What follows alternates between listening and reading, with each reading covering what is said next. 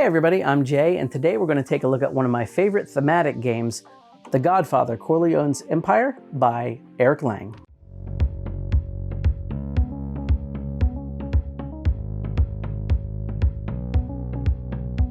The Godfather is a game about worker placement, area control, and set collection.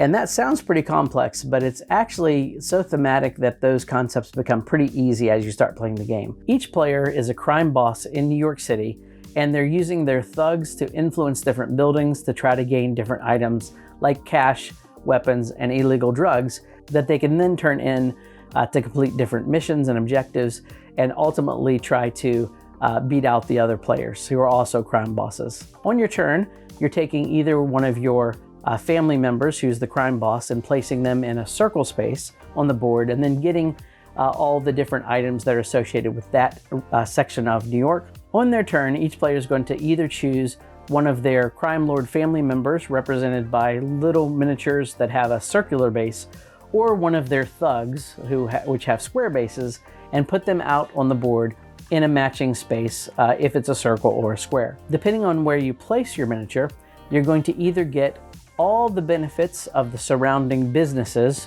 that's if you place your family member there, or if you put your thug there, you're going to gain the benefit of that specific building. At each of the locations, you'll be picking up different things such as cash, weapons, drugs, etc.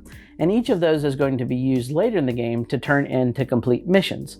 And those missions typically will give you cash, because the way to win the game is to have the most cash at the end of the game that's actually stored in your suitcase.